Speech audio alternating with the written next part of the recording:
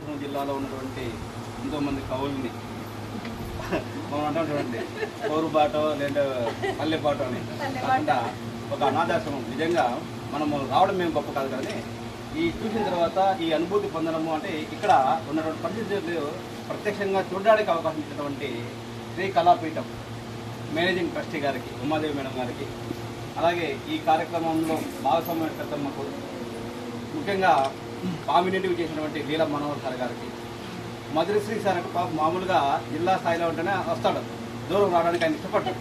అలాంటి మనసు అదే ఆశ్రమం చూసిందంటే, అలాంటి వాళ్ళు కూడా మనసు కల్పించిందంటే దీని గొప్పతనం ఏంటి. అలాగే పెద్దలు ఈ మధ్యనే తన కొడుకు చాలా జాగ్రత్తగా చూసుకుంటున్నాడు, అదృష్టవంతుడు ఆయన. అదే చెప్తా, కొడుకు కొడుకు 2 కళ్ళు. ఆయన ఇల్లు వదిలి పక్కన కింద పార్క్ ఉంది వరికి దగ్గర. నేను నాగేంద్ర విషయం మాట్లాడుతుంటే, మీరేమన్నా ప్రేమికులా, ఈ టైంలో ఎందుకు పోతున్నారు అని కొడుకు సరదాగా అంటుంటాడు, జోక్ చేస్తున్నాడు.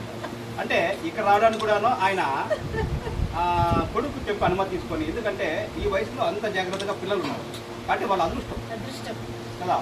కాబట్టి నేను ఒకటి అనుకునేవాడిని చిన్నప్పటి నుంచి కూడాను, మనకు తల్లిదండ్రులు ఈ జన్మిచ్చారు, ఈరోజు మనం ఈ స్థాయిలో ఉన్నట్టు వాళ్ళు తప్ప మనకి ఎవరు లేరు. కాబట్టి నేను 2002కి నాది ఎంఎస్సీలో అయిపోయిన తర్వాత సోషల్ వర్క్, వెంటనే జాబ్కి పోయిన తర్వాత మా తల్లిదండ్రులు నేను బాగా చూసుకోవాలన్నటువంటి ఒక దృఢ సంకల్పంతో, మేము 6 మంది అయినా కానీ అందరూ ఉద్యోగస్తులు అందరూ ఉన్నారు, కానీ తల్లిదండ్రుల హృదయాలకి దగ్గరైన వ్యక్తి ఎవరంటే నేనని నేను చూసుకోగలను.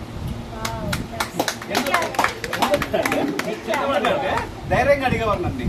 అదే మా పెద్దవాళ్ళు మేనేజర్లు, టీవీ మేనేజర్లు, కార్లు ఉన్నాయి, బంగ్లాలు ఉన్నాయి, కార్లు వాళ్ళ దగ్గర అంత చనువు లేదని నేను అనుకుంటాను.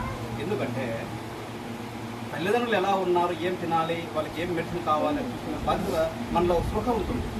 ఆ స్పృహ అనేది చిన్నప్పటి నుంచి నాకు ఉండి కుటుంబ బాధ్యత ఉండడం వల్లనే నాకు ప్రేమలు, దోమలు అలాంటి ఆలోచనలు లేవు.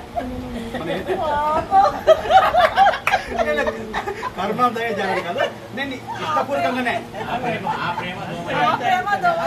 అదే తల్లిదండ్రుల మీద ఉన్నటువంటి దాని మీద నాకు అవసరం లేదు. నాకు ఏం కనిపిస్తుంటుందంటే మన తల్లిదండ్రుల తర్వాత మిగతా ఉన్నట్టు తల్లిదండ్రులు కదా. మరి ఈ సమాజం ఇట్లా ఉన్నప్పుడు మనం ఎందుకు ఎక్కడో తాకుంటున్నాం, ఎక్కడ తిరుగుకుంటున్నాం, ఎక్కడ ఏమంత అవసరం. రాస్తే సాహిత్యం రాయి, చదివితే పుస్తకం చదువు, కలిసి ఇలాంటి గొప్ప వాళ్ళ దగ్గర కలుసు అనేటువంటి ఒక దృఢ సంకల్పంతో ఇప్పుడు దాదాపు 45 సంవత్సరాలైనా కానీ ఎక్కడ కానీ ఎలాంటి తప్పిదాలకు నేను తోటి ఇవ్వలేదని నేను ఆత్మపరిచయం చేసుకోగలను. నేను ఎక్కడ కూడా లేదు, అవకాశాలు వచ్చినాయి, దాని ఉసురు వద్దంటున్నా.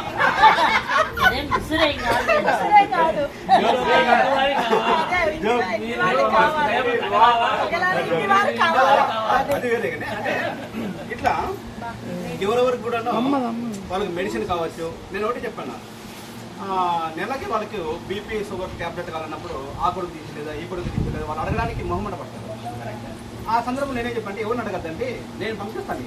నెల అయిపోయిన తర్వాత వాళ్ళు ఫోన్ చేసేసి ఎన్ని ఉన్నాయి లేదు పంపించేవాళ్ళే. ఇంకెవరికి మా నాన్న కరోనాలో చనిపోయాడు. ఆ రోజు కూడా మా నాన్నని బ్రతికించుకోవడానికి నేను కరోనాతో పాటు యుద్ధం చేశాను. హాస్పిటల్కి వెళ్ళాను. నేనేమంటా అంటే నాకు గౌట్ అని ఉంటుంది. గౌట్ ఎందుకు వస్తుందంటే ఎక్సెస్ ఆఫ్ మనకి ప్రోటీన్ వల్ల.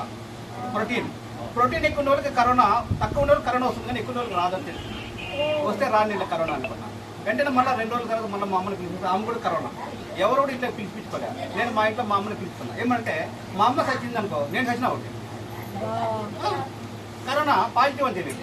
కానీలే అట్లా మా అమ్మని మా నాన్న ఇద్దరు వరకు ఎంతవరకు పోరాడుకున్నాను. కానీ మా నాన్న కరోనాలో కన్నుమూశారు. తర్వాత 3 ఏళ్ళు మా అమ్మని బతికించుకున్నాము. ఆమెకి హాస్పిటల్లో పోవడానికి కూడా వీల్ చైర్ లేదు. అంటే గవర్నమెంట్ హాస్పిటల్ చేస్తున్నాం, వీల్ చైర్లు ఉంటాయి, కానీ అప్పుడు అందరికీ అది అవసరం. వెంటనే నేను 6,000 పెట్టి వెంటనే ఒక వీల్ చైర్ ఆమెకు ప్రత్యేకంగా ఇచ్చాను. మా అక్క కూడా అంత కష్టపడింది. మళ్ళీ నేను ఉన్నటువంటి రెంట్ రూమ్లో ఉన్నాను. నా ముందు రూమ్ ఖాళీ అయింది. ఆ రూమ్ కూడా 60,000 రూపాయలు నేను బాడీకి ఒక 3 ఏళ్ళు నాన్న. మా అమ్మ నా దగ్గర పెట్టుకున్నాను. మా నాన్న చనిపోయిన విషయం ఆమెకు చెప్పలేదు.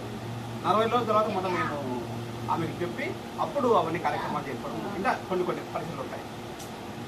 ఇక్కడ ఏంటంటే ప్రార్థించే పెద్దల కంటే సహాయం చేసే చేతులు మేము నాంటాం. వాళ్ళు బాగుందని వెళ్ళుకోవాలని అందరూ చెప్తాం, కానీ మనం ఏం చేస్తున్నాం అనేటువంటి ఒక ఆత్మ పరిస్థితి ఉండాలి. తర్వాత దయగల హృదయమే దైవ మందిరం అంటాం. ఇప్పుడు ఇక్కడ మనకు 2 హృదయాలు కనిపిస్తున్నాయి. ఒకటి స్రవంతి, అలాగే చంద్రశేఖర్ రెడ్డి గారు, అలాగే వాళ్ళ కుమారుడు. కాబట్టి ఇవన్నీ కూడాను మనకి ఎవరు గుర్తించకపోయినా మనం పడుకున్న తర్వాత మనకు ఒక తృప్తి అనేది ఇస్తుంది భగవంతుడు. నేను ఈరోజు మంచి పని చేశాను అని. ఆ తృప్తికి మించినటువంటి సంపద లేదని నేను భావిస్తాను. ముఖ్యంగా శ్రీరామనవమి చైత్ర శుద్ధ నవమి నాడు, ముఖ్యంగా వసంత ఋతువులో మహావిష్ణువు 7వ అవతారమైనటువంటి శ్రీరామునిగా జన్మించినటువంటి రోజు అనేసి చెప్తారు. ముఖ్యంగా ఆయనకి 26 పేర్లు ఉన్నాయనేసి పిల్లలు కొంతమంది ఉన్నారు, వాళ్ళకి చెప్తామనేసి. శ్రీరామునికి 26 పేర్లు ఉన్నాయనమ్మా, ఒకసారి తెలుసుకోండి. అయోధ్య రామ అని అవి ABCD మనకి 26 ఉన్నాయి కదా, దాని ప్రకారం మనకి ఎక్కడ యూట్యూబ్లో ఉంటే నేను అవి సేకరించాను.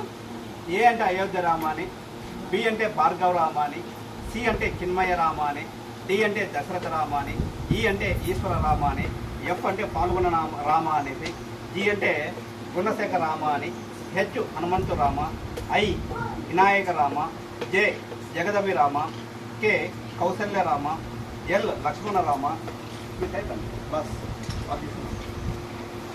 M Maryada Rama, N వరహరి Rama, O ఓంకార రామ, P అంటే పురుషోత్తమ రామ, Q అంటే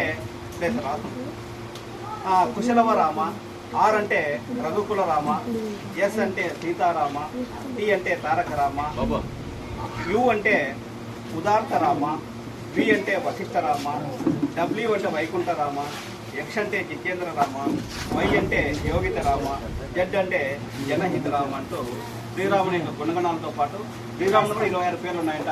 మనం ఎలా తెలిసినా కానీ ఆ భగవంతుడు అన్ని రూపాల్లో ఉంటాడు. అందరూ కూడాను ఇవి మదర్